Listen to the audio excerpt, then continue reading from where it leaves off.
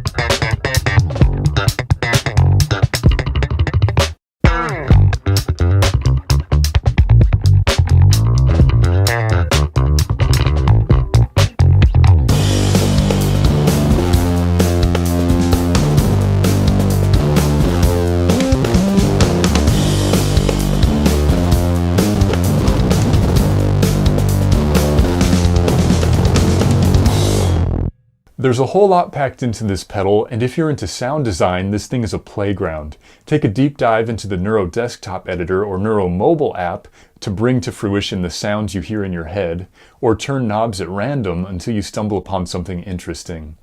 If creating sounds from scratch isn't so much your thing, you can quickly and easily browse tons of additional presets from other users and save them to your own library, or put them right on the pedal. We have 6 easy access presets to work with, 128 through MIDI, and you can keep an unlimited number of presets in the cloud. Here are a few examples of presets I found from other users.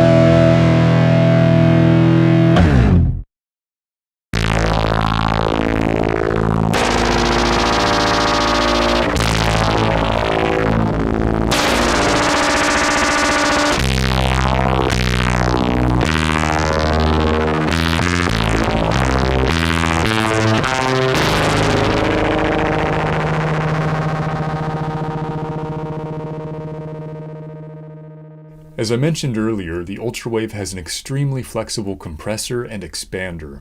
They offer precise control with very helpful visual feedback. This allows you to dial in your settings faster, and if you're less experienced with compression or expansion, it'll give you an idea of what each control is doing in real time. For example, here's a quick bass loop. We have the mode set to compressor, which smooths out the dynamic range of the bass, as opposed to an expander, which would widen the dynamic range. Maybe you're switching between techniques like fingerstyle and tapping, or slapping and using a pick, and you notice that some of the passages are too loud, or more often they're too quiet, and being lost in the mix. Adding compression can gently guide the dynamic range of your bass to be heard more consistently in a transparent fashion, or you can push it more aggressively, squashing your bass's dynamic range in a less transparent, more stylistic kind of way. It's also perfect for adding sustain to your notes. Here's a quick look at my approach to compression using the ULTRAWAVE. Let's keep the mix at maximum so that we hear only the signal running through the compressor. In many cases, it's nice to blend in some of your unaffected signal, but I'd suggest doing that last. This way you can more clearly hear what your compressor's doing while you're dialing it in. Next, let's put output gain at minimum while we adjust input gain. The input gain is dependent upon your instrument's output level. When you're playing your loudest, the ball should reach about halfway into the last column of the graph, so anywhere along this vertical line that I'm drawing right now. That looks about right. Next, increase output gain so that the volume is just a little bit louder than when the pedal is bypassed, like this.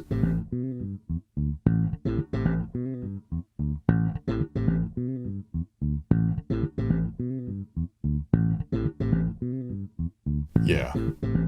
We'll need to keep adjusting the output gain as we make changes to the other controls. Threshold controls the amplitude at which compression is applied. If you only want your very loudest sounds to be brought down in volume, keep the threshold high. If you'd like to compress sounds that are moderately loud and above, bring the threshold down some. And if you want to compress just about everything, set it near minimum. Ratio controls the degree of gain reduction once your threshold is met. Do you want those louder notes to be slightly quieter?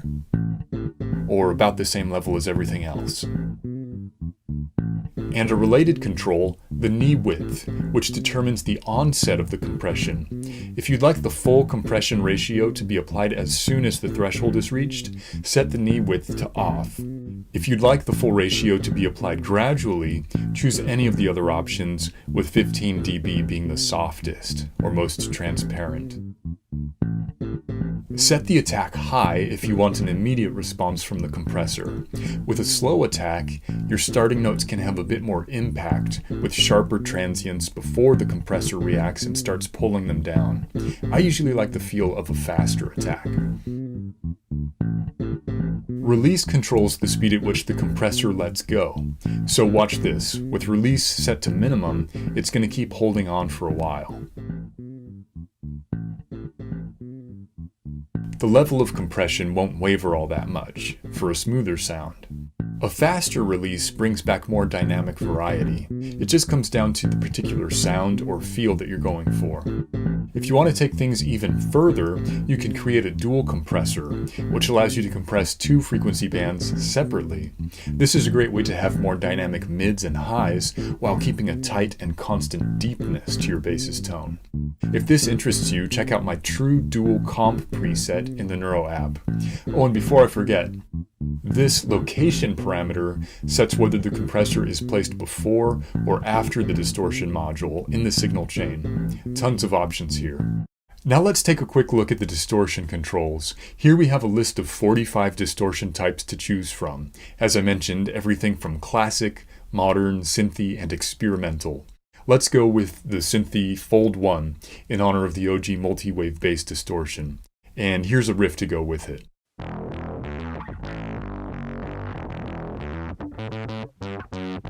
Here we have the multiband drive controls and the multiband level controls. Currently the band splitting option is set to one band, no splitting in other words.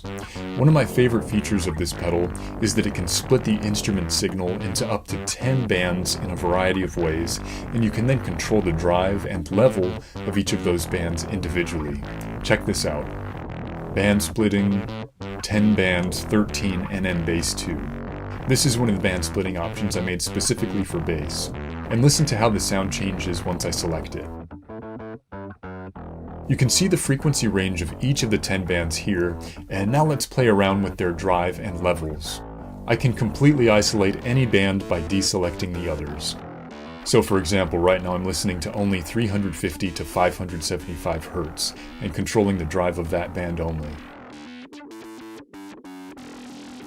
I like how this frequency band sounds, so let's add in others to thicken it up. I'll usually use less drive on the lower frequency bands, but for synthy distortions like this one, you'll often get some interesting envelope characteristics by driving them harder.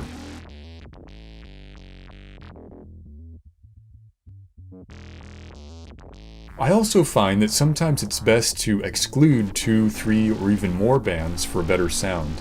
You don't have to use them just because they're there, and listening to the sound in the context of a mix can help you find which bands aren't helping your cause.